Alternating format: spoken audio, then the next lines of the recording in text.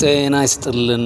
ይህ ኢትዮስካይ ነው። ፍሪ ፓላስታይን ከ6 ሚሊዮን በላይ ዲያስፖራ ፍልስጤማውያን በቱርክ፣ በጆርዳን፣ በዩናይትድ ኪንግደም፣ በፈረንሳይ፣ በአሜሪካ፣ በግብጽና ፓኪስታን የሚያሰሙት የተቃውሞ ድምጽ ነው።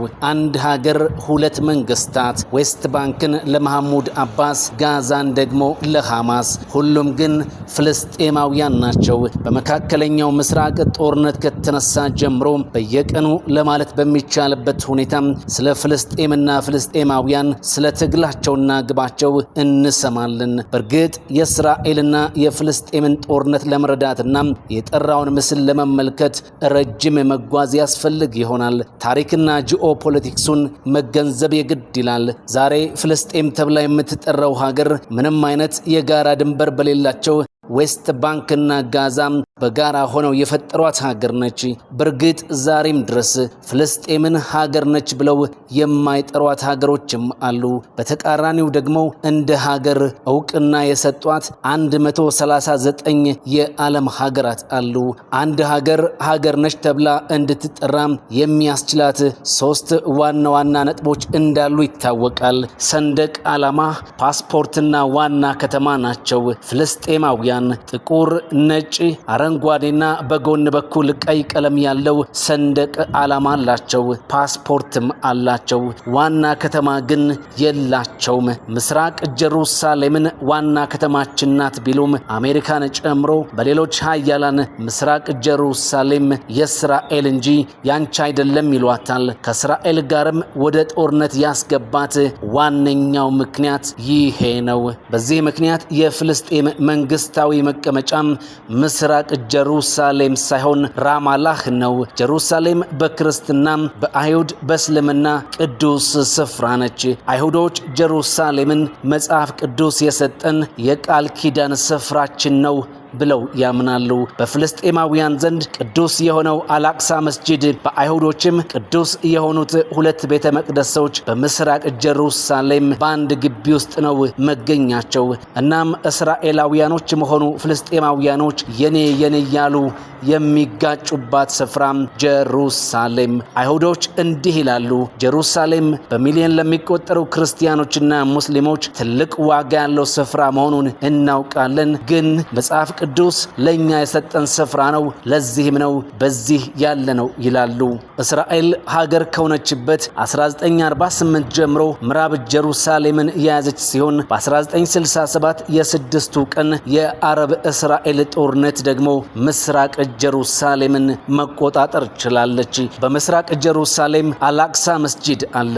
አይሁዶች ወደ አላቅሳ መስጂድ ግቢ ውስጥ እንዲገቡ የሚፈቅድላቸው ሲሆን እንዲጸልዩ ግን በጭራሽ አይፈቅድላቸውም። በአላቅሳ ግቢ ውስጥ መጸለይ የሚፈቅድላቸው ሙስሊሞች ብቻ ናቸው። ሌላው ለመጎብኘት ካልሆነም መግባት አይችልም። በፍልስጤማውያኑ በኩል ያለም ጠንከር ያለ አቋም ነው። እስራኤላውያኑ ደግሞ አላቅሳና 2ቱ ቤተ መቅደሶች ወዳሉበት ግቢ የሚገቡ ፍልስጤማውያኑ ላይ ጥብቅ ቁጥጥር ያደርጋሉ። በ20ዎቹና 30ዎቹ ዕድሜ ክልል ውስጥ ያሉ ወጣት ፍልስጤማውያን የይለፍ ፈቃድ ካልያዙ ወደ ግቢው በፍጹም መግባት አይችሉም። ፍልስጤማውያን የህልማችን ከተማ እያሉ የሚጠሯት ምስራቅ ጀሩሳሌም በእስራኤል ቁጥጥር ከሆነች ዘመናት አልፈዋል።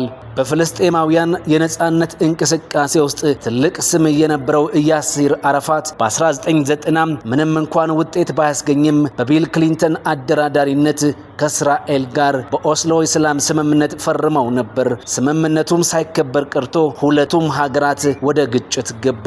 ኤሪያል ሽሮን በወቅቱ የነበሩት የእስራኤል ጠቅላይ ሚኒስትር 45 ደቂቃዎችን በአላቅሳ መስጂድ ካሳለፉ በኋላ ነገሮች ተባብሰው ቀጠሉ።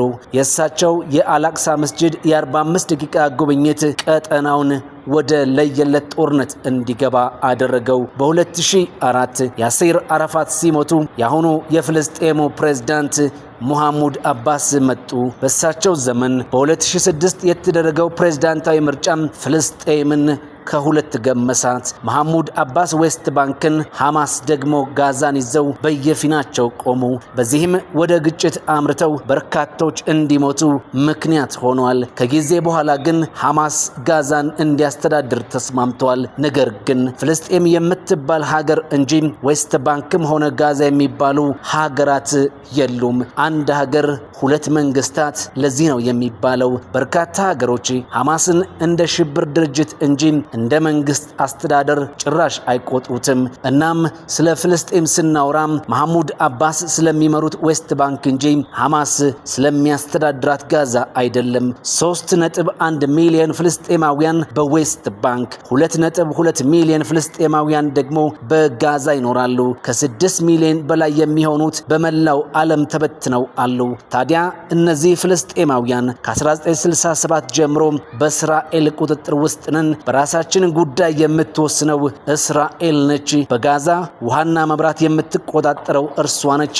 እናም ፍሪ ፓላስታይን ስንል ይህንን ማለታችን ነው እያሉ ለተቀረው ዓለም በየጊዜው ያሰማሉ።